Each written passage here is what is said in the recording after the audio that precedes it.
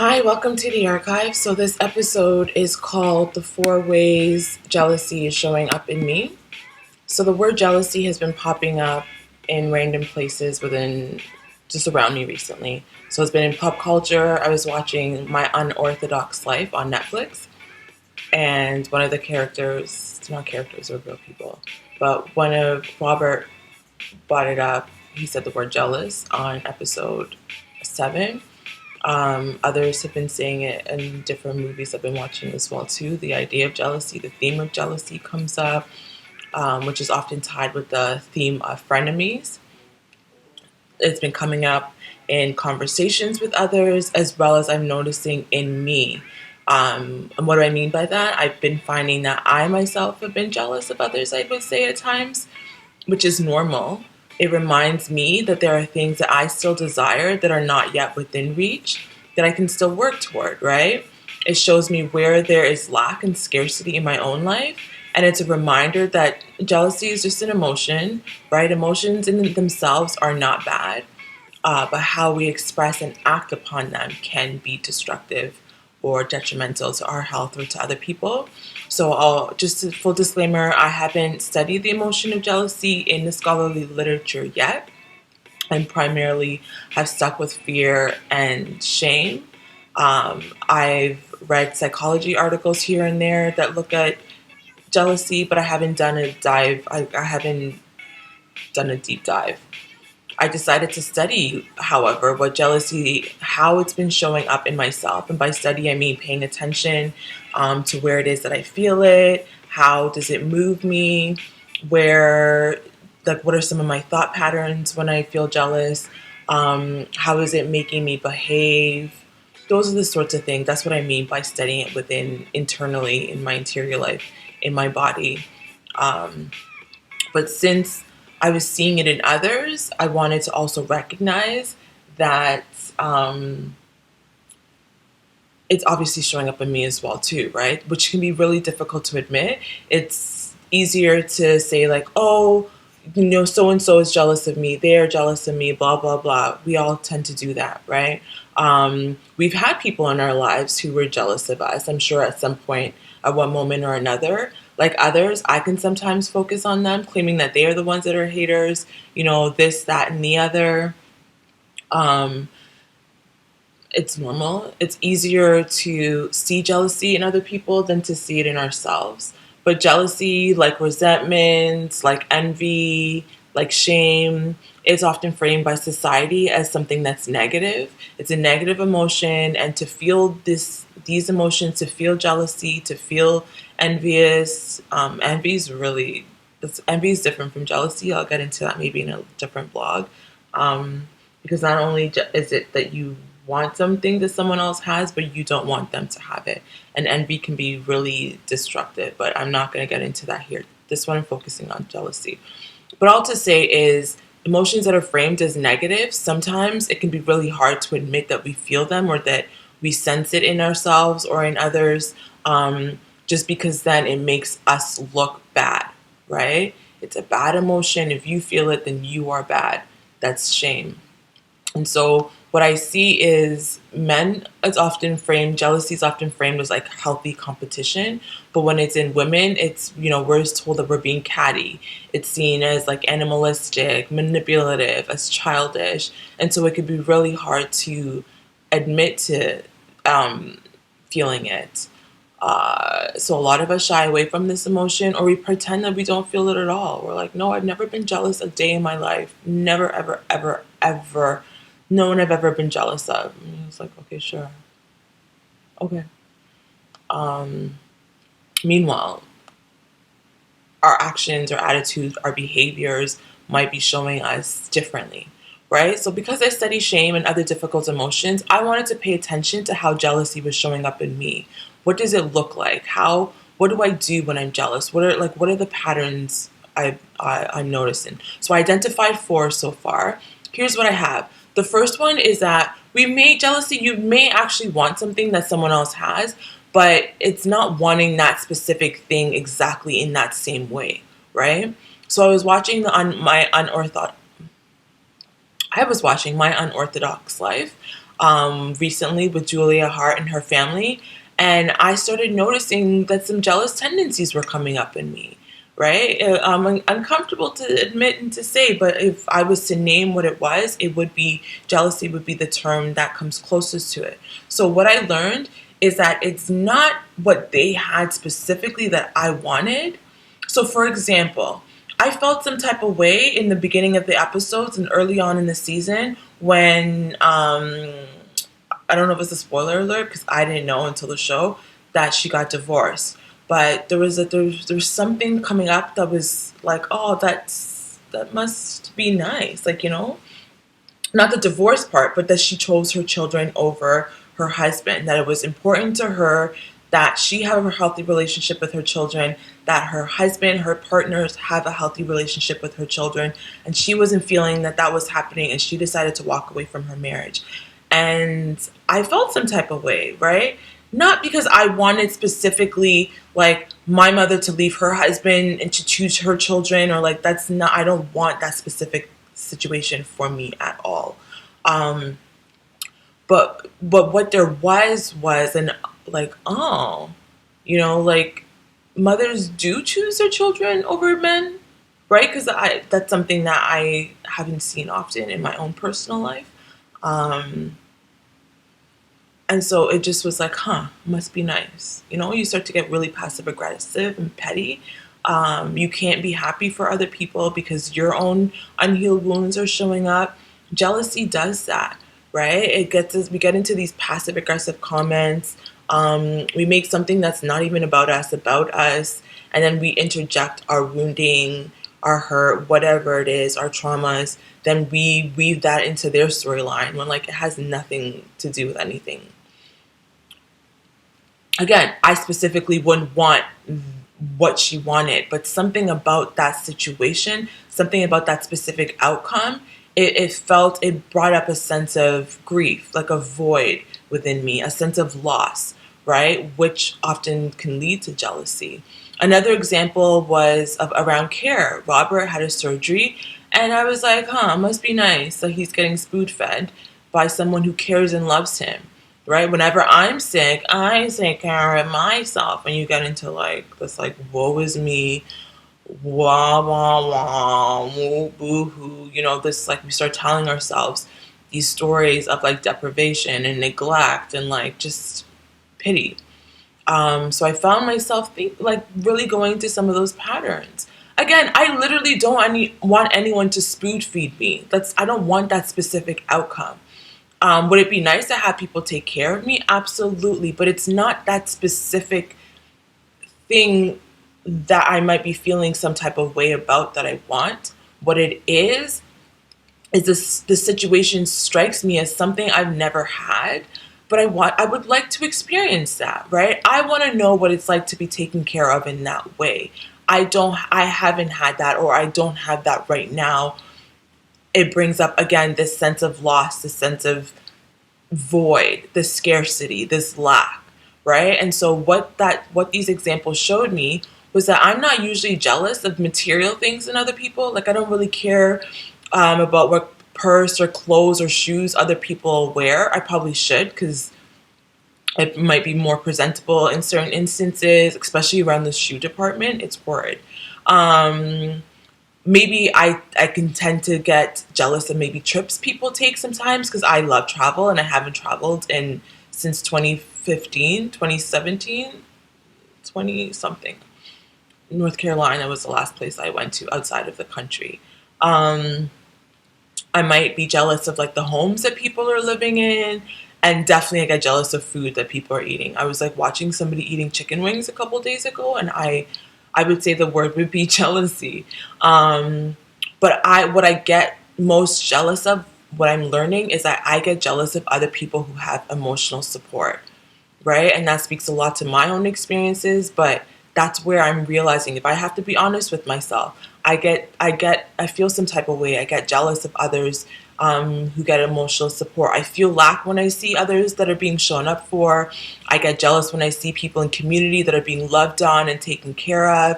I feel some type of way when I see other women being protected or defended, when they're doted on, when they're spoiled. Like, those are things you should be happy for, right? And it's not that I'm not happy for them, but it does bring up this sense of something that's missing, or I'm missing this thing. So that's what I've learned, is that that's where my specific jealousy lies, right? And this is really important to know. It's important for me to be honest about that, because once I'm conscious of it, once I'm aware that this is happening, then I can begin to shift. I can engage with the negative self-thoughts differently, right? It allows me to move into being happy for others rather than always projecting my stuff in situations where it's just not necessary or needed. So this is important because sometimes we think that jealousy is about wanting specifically what that person has in that exact same way, and that's not always the case, right? You might not want what they have, but something about what they have, it's bringing something up within you. Envy is very different. Definitions of envy that I've heard is like jealousy is like you want what someone else has. Envy is like you don't even want them to have it. Envy is really just like you just so. What was the example? I don't want you to have anybody to take care of you. I don't want you to be in community. Like, that's just why. Like, that's none of your business, right? That's just, envy is just a really strange emotion to me. And that's not to say I've never experienced envy in my life. I'll get into that maybe in a different blog, but I'm trying to think of moments where I wouldn't consider myself to be a very envious person, where like, that's not in my nature for you to not want, like, I wouldn't want somebody to not have something. But again, that's just framing it as bad, right? So if somebody who is envious, then that makes I'm making them out to be something that's weird or bad or strange, which I do think that. But again, no judgment. Someone can have, also it's important to know that somebody can have something more than somebody else and still be jealous, right? So you can have like somebody who's way ahead of you, doing really well in life, and they might look down on you and still be jealous or envious, which doesn't make a lot of sense to me, but it happens. And probably I've also been jealous of people who have less than me, maybe. However you define more or less, it's all subjective and relative, right? But again, it's not about that specific thing. It's about what that thing represents. It's about the meanings that we give it and how it makes us feel a sense of loss and a sense of lack and a sense of scarcity. The second thing is we start catching an attitude towards a person, right? And so you might, when I feel jealous towards someone, anything, like everything they do just annoys me, and for no good reason. We just start getting mean, we start getting passive aggressive, we might be even outright aggressive with them, we get petty, we're trying to always one up them, so there's this sense of competition, we dehumanize them, right? We see them as less human, we disconnect from them on a human level and on an empathic level, we disconnect, we start minimizing them and dismissing the things that they do. We might make them feel small so then we feel big about ourselves. Shame works in a very similar way. And so not being able to access something that somebody else has, that might bring up a sense of shame in you, right? Brene Brown would call this, like this second one, shame that moves us against others. So it creates this fiction. It creates this like power imbalance. You're trying to like reassert something over somebody else so that you feel,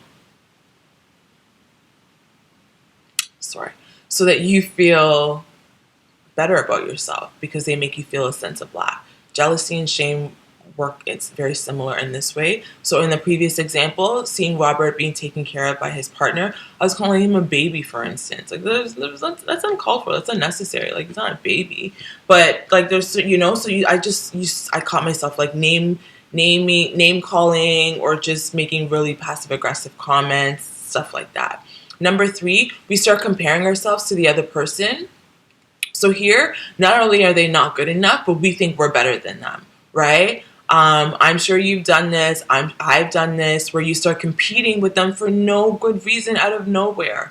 There's no reason to compete, but all of a sudden we're comparing ourselves and they probably don't even care or they don't even know. So what this might look like oppression Olympics, right? I'm more oppressed than you are, or for whatever the different reasons was. So an example I was thinking about is somebody who has pelvic pain is also jealous of another person who has pelvic pain, but the person they're jealous of is getting care, support, and attention that they never got, right? So if you never got that care and attention, again, lack, scarcity, loss, grief, then you might say to the person you're jealous of, like, oh, boo-hoo, like, I had more fibroids than you have. Mine are bigger. I bled profusely for like 365 days of the year. Mine was really bad, so bad, so bad, so bad, right? Like, I had 500 million kids and I worked 1,000,000 hours. I still took care of myself. I took care of everybody else, and I didn't need a care team. I didn't need all of this attention. You're an attention seeker. You're doing this for attention. You're a baby, like what I did to Robert, right? I pushed through on my own. Why can't you? And so all of a sudden, you're comparing yourself to somebody, and not only are you comparing, but you're comparing yourself where you are in a higher position, the hierarchy. You're above them, right?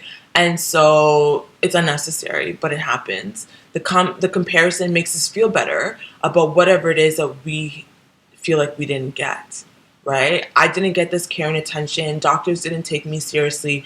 I can't believe doctors and nurses are taking you seriously. You're an attention seeker. You're being extra. You don't need all of that attention, right? That's part of how jealousy shows up. You start minimizing the person, right? You start making them feel small so you feel big. The last one is we start to project. So this is similar as a previous point on comparison. However, here specifically, we're interjecting our experiences onto the person. So psychology today defines projection as a process of displacing one's feelings onto another person. So rather than admit that we're jealous of the person, we might accuse them of being jealous of us, right? I'm not jealous of you. You're the one that's jealous of me. We're projecting our jealousy onto another person. So back to the pelvic pain example in the previous point. Here, what it might look like is like you're calling that person weak, when in actuality, you might be the one that felt weak when you were going through that process, right? Maybe you still feel weak for not being able to advocate for yourself in that same way.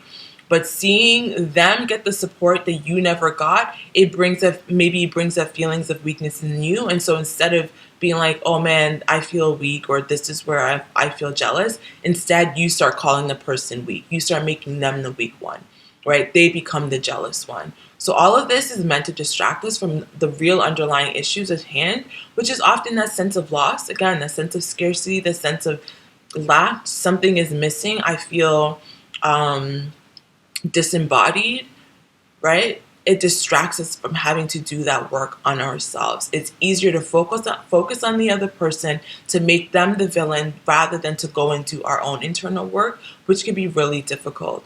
So this obviously can bring up a sense of shame, right? For me, when I catch myself feeling jealous, this can be shameful sometimes. I shouldn't want what others have, I tell myself. Or if I were in a place of abundance, I wouldn't be jealous. This makes me a bad person.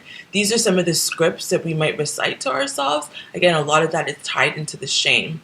So rather than feel shame about it, though, I want us to recognize that jealousy is just an emotion. It will pass. And if it doesn't pass, then that might mean that there's some lessons to be learned there. It might be an invitation to work on things with ourselves or with somebody else, right? Repressing it is not probably going to work in this case. So what you might want to do, or what I did that I might share and pass on, is I started asking myself, like, what about this situation makes me feel jealous? Get specific about what it is that you're feeling jealous of. Oh, I would have loved if this person had shown up for me. I would have loved if this individual also at some point chose me, or told this person who was treating me poorly that they set a boundary and said, if you don't treat this person this way, this is the consequences. Oh, okay. This is making me feel jealous because I wish I had someone to take care of me when I'm sick. Identify what it is that is making you feel jealous. Then I ask, like, where am I feeling jealousy in my body? Where is this showing up in my body? right? It might be your stomach, it might be your hip, it might be your chest. Like, where are you feeling this sense of jealousy? And then, what is this jealousy telling me? What are you here to teach me? What lessons can I learn about this, right? And typically, the follow up would be, what am I missing in my own life? What am I missing in my own life right now? What needs are not being met for me? And how can I meet these needs? So, lastly, it's important to recognize that a lot of these emotions we interact with are tied with the sociopolitical. Yes, I'm bringing up white supremacist capitalist patriarchy, right? It loves to see us jealous of one another. Marketing, advertising, capitalism, they're all meant to make us jealous and to want more, right? If you are jealous of what somebody else has, that iPhone, that new, what, I don't know what generation iPhone people are on now. I'm still on the 6. Again, that's not something I personally get jealous of, but somebody might get jealous of whatever the latest iPhone is. That jealousy, that feeling, those emotions are meant to be generated on purpose. So then you go out and maybe might want to buy that new iPhone so then you feel better about it. Right? You're supposed to be jealous of that person who has that latest version of whatever is being sold.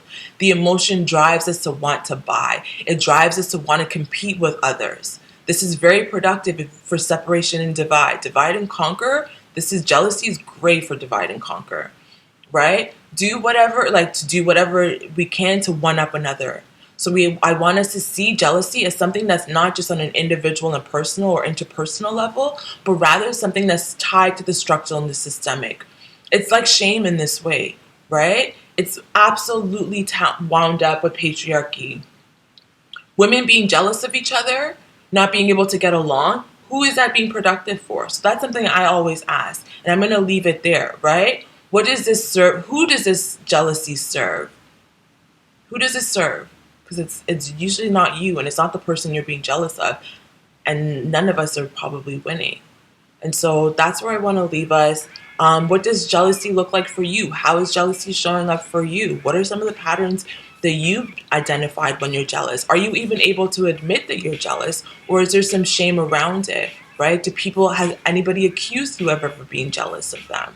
Have you accused anybody else of being jealous? So I'll leave it there. Until next time, in solidarity, don't forget to like, subscribe, and share, okay? Thank you. Bye.